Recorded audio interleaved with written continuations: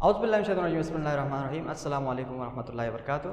Welcome to your C++ journey with 7 Scribe.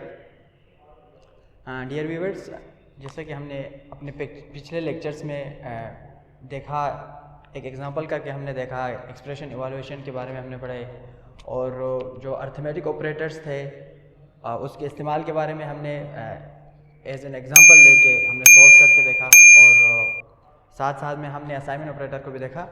तो आज हम एक स्टेप आगे जा रहे हैं। हमारा जो आज एक नई चीज़ हम सीखने जा रहे हैं, हम कंट्रोल स्ट्रक्चर जिसे कहते हैं प्रोग्रामिंग के अंदर, हम उसको पढ़ने जा रहे हैं।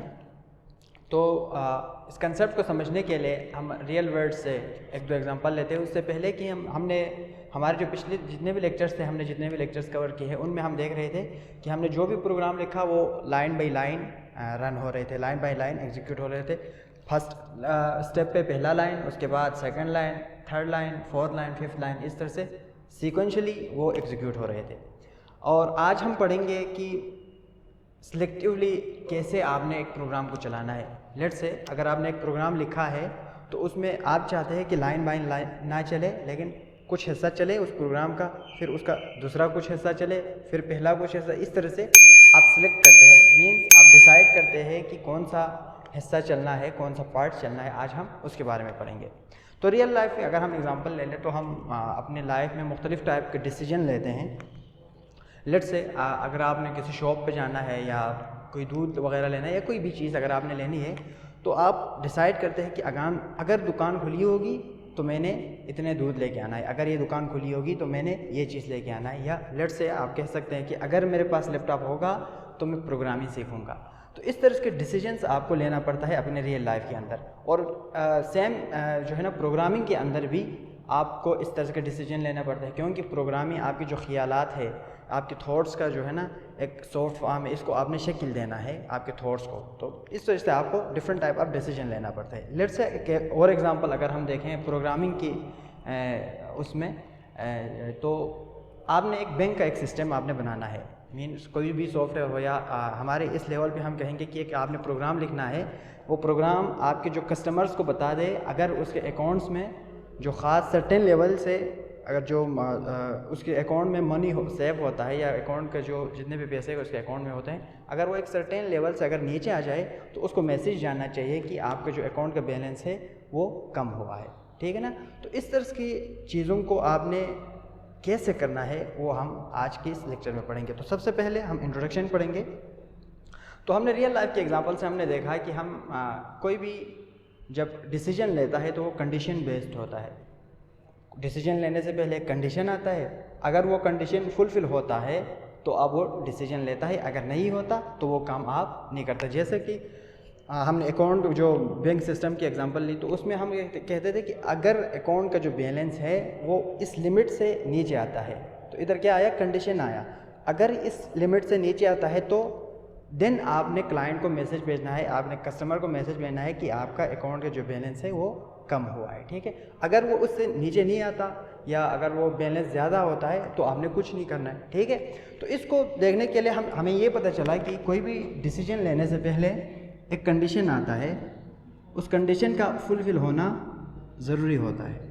अगर ये कंडीशन फुलफिल होता है तो आप दूसरा काम जो भी स्टेटमेंट आपने करना हो, जो भी डिसीजन आपने लेना है वो लेंगे। अगर ये कंडीशन फुलफिल नहीं होता तो आपने नहीं लेना है।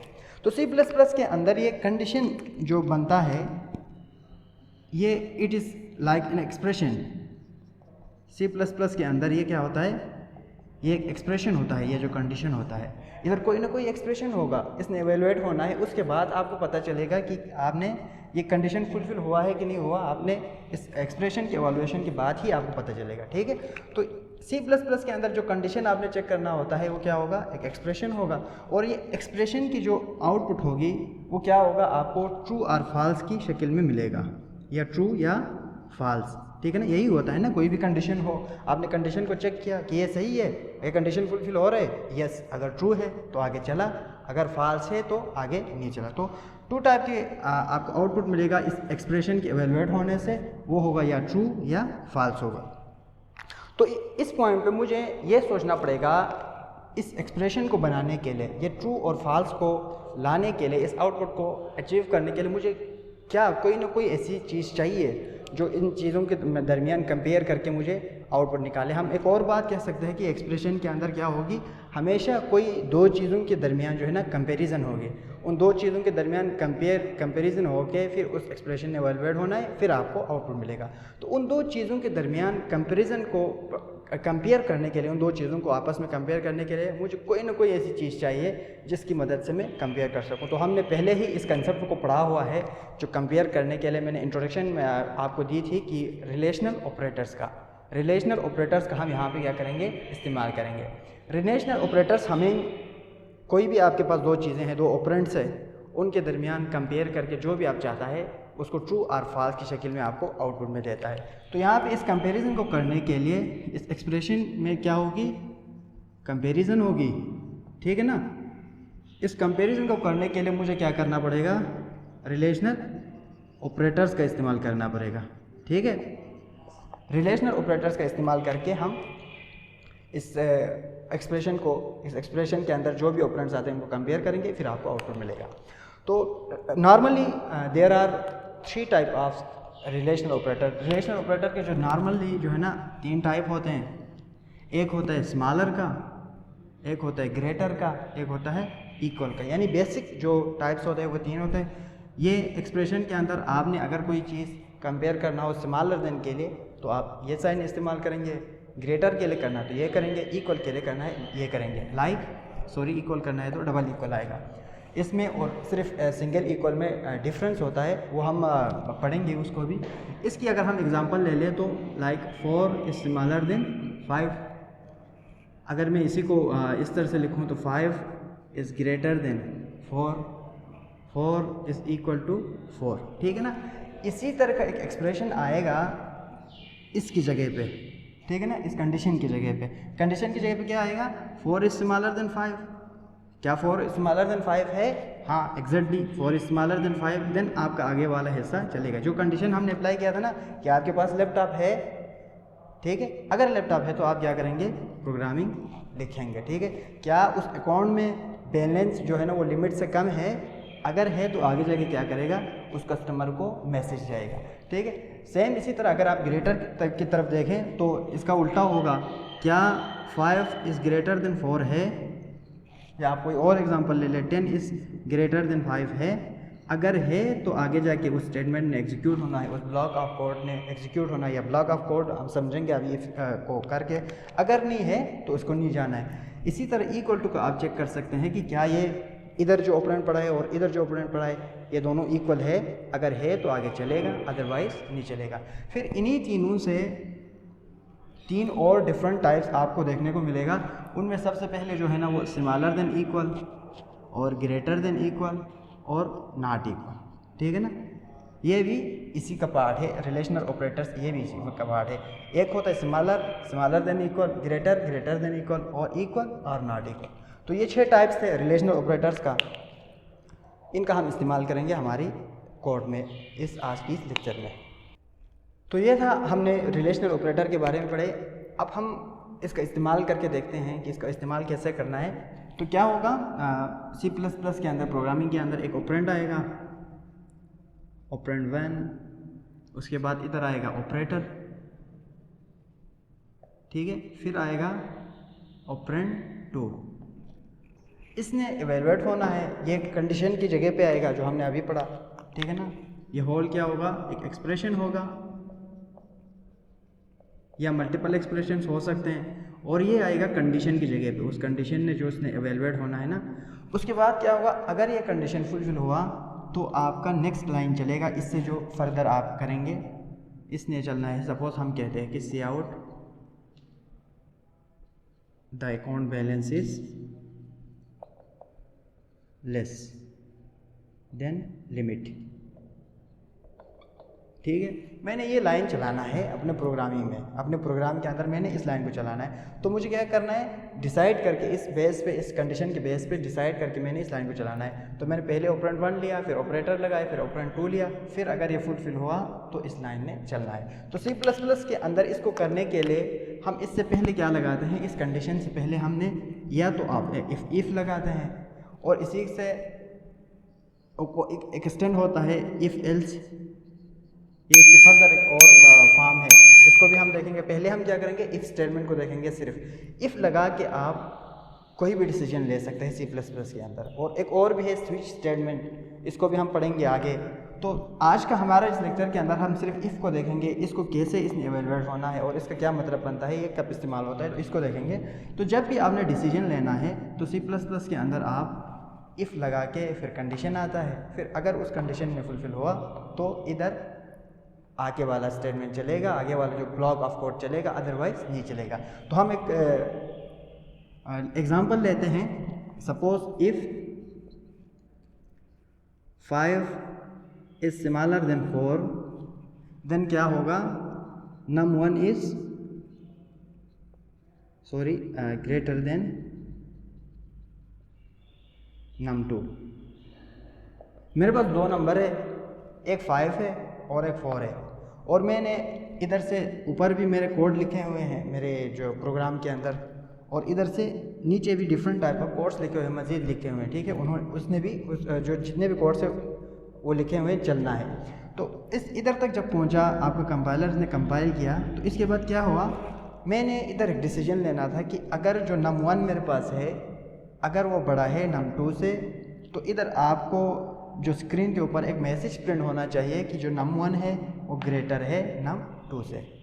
तो सबसे पहले क्या करेगा, इधर आएगा, इफ़ को पढ़ा, ये एक इफ़ क्या है, एक कीवर्ड है C++ का। C++ में ये क्या है, कीवर्ड है। इसको आप इस्तेमाल करते हैं डिसीजन मेकिंग के लिए। इफ़ चला, फिर फर्स्ट नंबर पे आया, कंपेयर किया सेकंड के साथ, फिर 4 आया, तो इधर जो एक्सप्रेशन है पहले इवैल्यूएट होना है।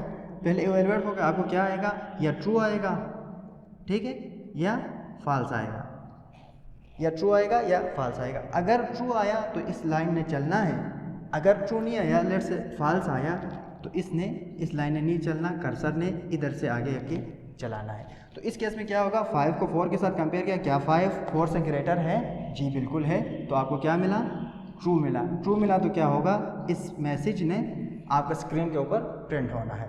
लेट से अगर ये कंडीशन फुलफिल नहीं हुआ, सपोज अगर मैंने इधर लगाया 4, तो क्या होगा, क्या 4 से बड़ा है, बिल्कुल नहीं है, तो क्या आएगा, आपको फॉल्स मिलेगा। इधर क्या आएगा, इस जगह पे फॉल्स आएगा। इफ़ फॉल्स हो गया तो क्या होगा, ये लाइन आपका नहीं चलेगा, कर्सर ने इधर आना है, इसके बाद अगले वाला लाइन चलेगा। ठीक है, इसी तरह से अभी तो हमने क्या किया था, सिर्फ इधर एक लाइन लिखा था कि इस लाइन ने प्रिंट होना है स्क्रीन के ऊपर। अगर मैं इसी लाइन के साथ एक और लाइन लिखना चाहूँ, लेट से कोई भी चीज़ आप लिख लें इधर, तो क्या होगा, इफ़ 4 इज़ ग्रेटर देन, या 5 लगा लें, 5 इज़ ग्रेटर देन 4, तो सी आउट किया num1 is greater then num2। ये एक लाइन आपने लिखा, ठीक है ना। एक और आप लाइन लिखो कि कुछ भी आप इधर लिख लो, या मैं लिख लेता हूँ num2 is smaller then num1। कुछ भी, कोई भी आप प्रोग्राम के अंदर डिफरेंट लाइंस आ सकते हैं, मल्टीपल स्टेटमेंट आ सकते हैं। तो क्या होगा, ये लाइन अब चला, ठीक है ना, तो कंडीशन क्या होना है, फुलफिल होना है। इधर ट्रू आया तो ये लाइन चला, उसके बाद ये लाइन चला, ठीक है। अगर सपोज इधर मैंने 4 लगाया तो क्या होगा, ये कंडीशन तो फुलफिल नहीं हुआ, तो ये लाइन तो नहीं चलेगा, एक लाइन तो नहीं चलेगा। लेकिन कर्सर ने किधर आना है, इधर आना है, इधर आके क्या करेगा, इस लाइन को चलाएगा, ठीक है। तो मैं चाह रहा हूँ कि नहीं, अगर कंडीशन फुलफिल हुआ तो इन दोनों लाइन को चलना चाहिए, अगर कंडीशन फॉल्स हुआ, फुलफिल नहीं हुआ, तो इन दोनों लाइन को स्किप कर देना चाहिए, ठीक है ना। तो आप क्या करेंगे, इधर एक ब्रेस लगाएंगे, ब्रेसिस का आप इस्तेमाल करेंगे, इसको दोनों लाइन को चलाएंगे। जब भी आपने इफ़ लगाया, फिर उसके बाद ब्रेसिस लगा के उस ब्रेसिस के अंदर जितने भी कोड आपने लिखे हैं, जितने भी लाइन ऑफ कोड्स आपने लिखे हैं, उन सब ने चलना है जब कंडीशन फुलफिल होगा। अदरवाइज़ कंडीशन अगर फॉल्स हुआ तो उस ब्रेसिस के अंदर जितने भी चीज़ें हैं उसने स्किप होना है, उसके बाद वो नेक्स्ट लाइन पर चला। तो इधर हमें जो ब्रेसिस का जब हमने इस्तेमाल किया था, एक तो मेन में हमने इस्तेमाल किया था, मेन के ऊपर और नीचे, तो एक और इस्तेमाल हमें इधर देखने को मिला कि जब भी आपने कोई ब्लॉक ऑफ कोड चलाना हो कंडीशन के बेस पे या डिसीजन जो इफ़ एल्स स्टेटमेंट का आप इस्तेमाल करके इफ़ स्टेटमेंट का, तो आप क्या करेंगे, ब्रेसेस का इस्तेमाल करेंगे जब आपने मल्टीपल स्टेटमेंट्स को चलाना हो। अगर आपने सिंगल स्टेटमेंट चलाना है, सिंगल लाइन अगर आपने इस कंडीशन के बाद चलाना है तो आपको ब्रेसेस की ज़रूरत नहीं है, आप इसी तरह से भी कर सकते हैं। तो हम इसका अब देखेंगे जो जर्नल सिंटैक्स है, मैं ओवरऑल आपको बता दिया, इसके वर्किंग भी बता दी। अब इसका हम सिंटैक्स देखेंगे तो सिंटैक्स में क्या आएगा, इफ़ आया, ठीक है, उसके बाद इधर आया जी कंडीशन, या इधर मल्टीपल कंडीशन भी आ सकते हैं, उसके बाद स्टेटमेंट ने चलना है, ठीक है। तो ये इसका क्या है, जर्नल सिंटैक्स है। इसमें कंडीशन के अंदर मल्टीपल चीज़ें भी आ सकती हैं। अभी तो हमने सिर्फ एक एक्सप्रेशन लिखा, इसमें मल्टीपल एक्सप्रेशंस भी आ सकते हैं, ठीक है ना। तो इसको आपने देखना है। उसके बाद आप लोगों को एक छोटा सा मैं काम देता हूँ, आपने ये करना है कि देखना है कि जो हमने अभी देखा रिलेशनल ऑपरेटर्स का इस्तेमाल हमने देखा, तो इफ़, ठीक है, 5 is smaller than 4 is not. अब इधर आपने ये बताना है कि इस एक्सप्रेशन ने जब चलना है, इस कंडीशन ने चलना है, तो आपको क्या मिलेगा, ट्रू मिलेगा या फॉल्स। आपने सिर्फ इसको चेक करना है और ख़ुद से प्रैक्टिस करना है। इसी तरह से if 5 is not equal to 4, ये भी आपने देखना है। If 10 is smaller than equal to 5, और इधर आप नॉट लगा लें, ठीक है। इसी तरह से आपने इनको सबको चेक करना है। और इसके बाद आपको मैं सिर्फ ये बताना चाहूँगा, आज के लेक्चर में जो हमने रिलेशनल ऑपरेटर्स में डबल इक्वल लगाया था, उसका और सिंगल इक्वल में जो डिफरेंस आता है उसको हमने देखना है। तो हम जो सिंगल इक्वल का जब साइन लगाते हैं और डबल इक्वल का साइन लगाते हैं, उसका हम देखते हैं। तो हमने पहले भी देखा था कि मेरे पास सपोज़ दो वेरिएबल है ए और बी। अगर मैं ए इक्वल टू बी करूँ, इसको मैंने दिया 3, इसको मैंने दिया 4, तो इस लाइन का मतलब यह है कि जो बी के अंदर, बी कंटेनर के अंदर जो वैल्यू पड़ी है 4, इसने असाइन होना है किसको, ए को। तो क्या आएगा, ए इक्वल टू 4 आएगा, ठीक है ना। तो ए कंटेनर के अंदर क्या आएगा, 4 जो इस कंटेनर में था वो जाके इस वेरिएबल से इस वेरिएबल में जाएगा। इस variable just like a container in memory, ठीक है। तो इस सिंगल इक्वल टू का मतलब है कि एक की वैल्यू दूसरे को आपने असाइन करना है। जब आपने ये चेक करना हो कि क्या ए बी के बराबर है, तो आप क्या करेंगे, डबल इक्वल का इस्तेमाल करेंगे, ठीक है ना। ये आपको कंपैरिजन करके बता देगा क्या ये दोनों वेरिएबल जो आपने बनाया है, इनके अंदर जो वैल्यू पड़ी है, क्या ये दोनों एक दूसरे के इक्वल है। ये इस चीज़ को चेक करेगा। अगर आप सिंगल इक्वल लगाएंगे तो ये इसकी वैल्यू को इधर आके असाइन कर देगा, ठीक है। तो ये भी आपने ख्याल रखना है। और इफ़ एल्स स्टेटमेंट के अंदर एक और इम्पॉर्टेंट चीज़ जो है ना, वो है फ्लो चार्ट। जब भी आप इस तरह के डिसीजन लेते हैं तो इससे पहले आप फ्लो चार्ट बनाया करो, ताकि उससे आपको आसानी से समझ आ जाए कि आपके कोड में चल के आपको कैसे इसका बिहेवियर होगा, ठीक है ना। तो फ्लो चार्ट लगाने के लिए अगर आप कुछ चाहते हैं कि उसके बारे में कोई लेक्चर बने, तो हम उसके बारे में बनाएंगे। नहीं तो मुझे उम्मीद है कि आप लोगों को पहले ही पता होगा फ्लो चार्ट्स के जो डिफरेंट सिंबल्स है उनके बारे में पहले। अगर पता नहीं है तो आप कमेंट सेक्शन में बता दें, हम एक और वीडियो उसके ऊपर बना देंगे। तो मैं सिंपल आपको एक बता देता हूँ। तो फ्लो चार्ट के अंदर जब आप बनाते हैं तो उसमें जब स्टार्ट होता है आपके प्रोग्राम, तो उसके लिए इस तरह का ओवल साइन होता है स्टार्ट और एंड के लिए, ठीक है ना। आपका जो प्रोग्राम आपने कोड के फॉर्म में लिखा है, इसको एज इट इज़ आप फ्लो चार्ट के अंदर भी रिप्रेजेंट कर सकता है आपकी आसानी के लिए, ठीक है। और जो इनपुट आउटपुट आता है उसके लिए आता है रेक्टेंगल, इनपुट आउटपुट। और जो डिसीजन आता है उसके लिए आता है जो डायमंड शेप। जो कंडीशन आता है, सॉरी कंडीशन जो आपने जो भी लगाना है उसके डायमंड शेप आता है। और आपके सपोज फ्लो चार्ट आप बनाते बनाते एक पेज पे एंड पे पहुंच गया और उसको ख़त्म नहीं हुआ, वो अभी दूसरे पेज पे और बनाना है, तो उनको मिलाने के लिए क्या आप करेंगे, आप सर्कल लगाएंगे, ठीक है, ये सर्कल लगाएंगे। तो हम अभी जो हमने इधर देखा, हम अभी इस स्टेटमेंट का जो है वो फ्लो चार्ट बना के देखते हैं कि ये कैसा दिखता है। तो सबसे पहले हमने क्या किया, अपने प्रोग्राम को स्टार्ट किया। तो प्रोग्राम के अंदर सिर्फ यही इफ़ स्टेटमेंट तो नहीं था, और भी कोड थे, और भी बहुत सारे कोड्स थे, ठीक है ना। तो ऊपर से आ रहे थे ना नीचे। तो लेट से मैंने उन सब का फ्लो चार्ट बना लिया और मैंने एंड ऑफ द पेज में पहुंच गया। और इसके फ़ौरन बाद मैंने क्या करना है, इफ़ कंडीशन वाला फ्लो चार्ट बनाना है, ठीक है। तो मैंने अभी कहा, आपने जब एक पेज को दूसरे उससे मिलाना है तो क्या करेंगे, सर्कल लगाएंगे। तो मैंने इधर सर्कल लगा लिया उसके बाद एरो आया। एरो जो आपको रिप्रेजेंट करता है कि आपने, सॉरी एरो को मैं बताना भूल गया, पहले जिस चीज़ पॉइंट के ऊपर आप खड़े हैं उससे नेक्स्ट कहाँ पे जाना है, ठीक है ना, वो क्या करेंगे, उसको हम एरो से रिप्रेजेंट करते हैं। उसके बाद हमारे पास क्या आया, इस कंडीशन में चलना है, ठीक है ना। इफ स्टेटमेंट के जब अंदर आया तो कंडीशन के लिए हम क्या करेंगे, चेक करने के लिए इधर डायमंड का साइन लगाया, ये आया जी कंडीशन। अगर इस कंडीशन ने ट्रू हुआ, अगर ये फुलफिल हुआ, ठीक है, तो क्या आएगा, ट्रू हुआ तो क्या आएगा, इधर आएगा, इधर आके इस स्टेटमेंट ने चलना है। ये जो स्टेटमेंट जो हमने इधर लिखा है इसने क्या होना है, स्टेटमेंट ने चलना है। उसके बाद इसको एग्जीक्यूट करके नेक्स्ट लाइन के ऊपर आना है। फिर उसके बाद अगला जो भी फ्लो चार्ट आपने बनाया हो इसके साथ उसने मिलना है। अगर ये कंडीशन फुलफिल नहीं हुआ तो ये डायरेक्ट क्या होगा, इस स्टेटमेंट को स्किप करेगा, स्किप करके डायरेक्ट इधर आके इधर से आगे एग्जीक्यूट होना है, ठीक है। तो इस तरह से आप फ्लो चार्ट बनाया करो, प्रैक्टिस किया करो, जितना भी हो सके आपने डिफरेंट बुक से, मल्टीपल जगहों से, अपने रियल लाइफ के अंदर जो भी है डिसीजन आप लेते हैं उनका खुद से कोई प्रोग्राम, कोई स्टेटमेंट लिख के इस तरह से प्रैक्टिस किया करो, ठीक है। अभी हम इसका जो बिहेवियर है इसको हम अपने सिस्टम के ऊपर करके देखते हैं और उधर हम समझेंगे इसका क्या आउटपुट आएगा और इसका क्या बिहेवियर देखने को मिलेगा। अब हम देखेंगे जो बोर्ड के ऊपर हमने कंसेप्ट समझा इसको हम सिस्टम के ऊपर इम्प्लीमेंट करके देखते हैं, ठीक है। तो हम वही एग्जांपल सॉल्व करते हैं जो हमने जो बैंक वाला लिया था। तो उसके लिए सबसे पहले मैं अपना जो हमारा फोल्डर है उसको ओपन करूँगा। इसको मैंने ओपन किया जी, इधर ओपन विथ VS कोड से।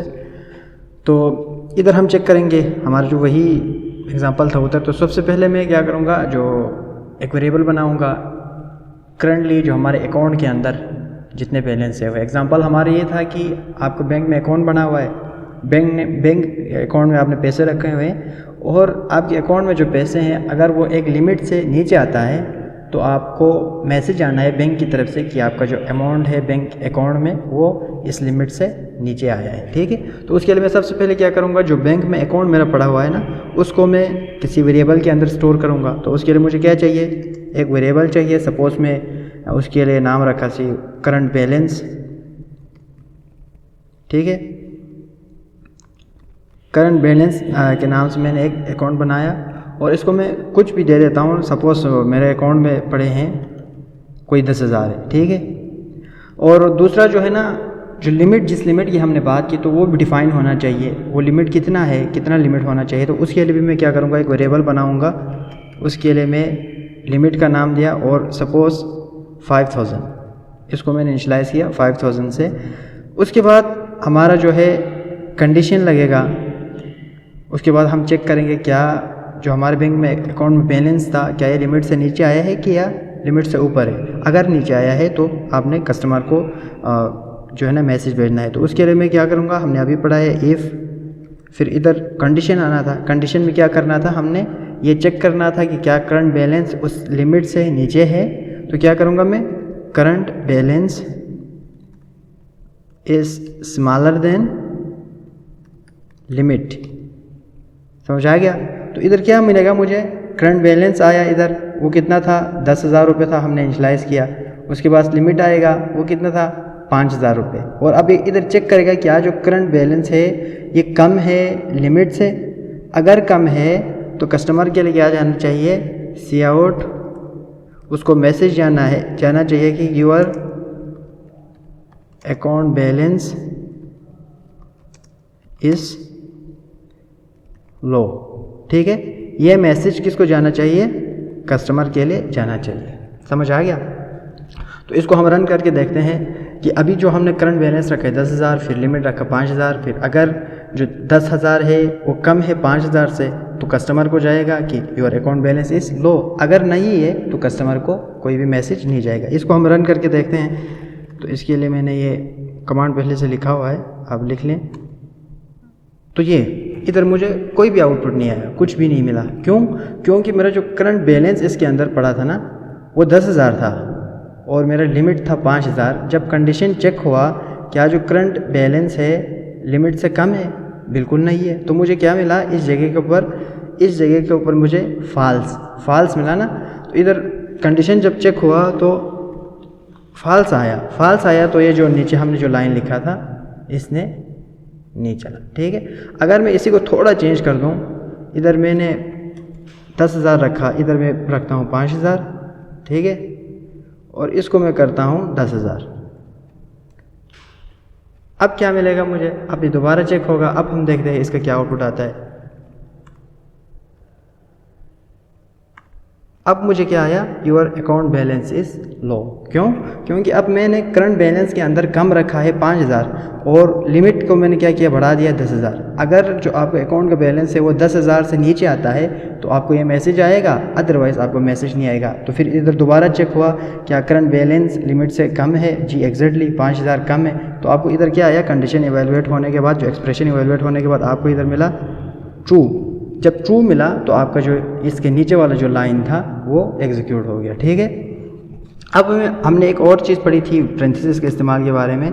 तो हम इधर करते हैं कि अगर उसके अकाउंट में बैलेंस कम है तो उसको मैसेज तो ये गया कि आपके अकाउंट का बैलेंस कम है, उसको ये मैसेज भी देना है कि हमने कि आपके अकाउंट के बैलेंस आपने मज़ीद इसके अंदर अकाउंट में आपने बैलेंस लगाना है। तो हम करेंगे you have to deposit money in your account, या कुछ भी, कोई भी आप लाइन आप इसके नीचे लिखे। तो अब ये 2 लाइन है। ठीक है, तो क्या होगा? अब मैं इसको चलाऊंगा,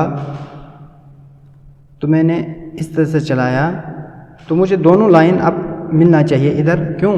क्योंकि पहला तो कंडीशन फुलफ़िल हुआ। ठीक है, कंडीशन फुलफ़िल हुआ तो ये लाइन मिल गया।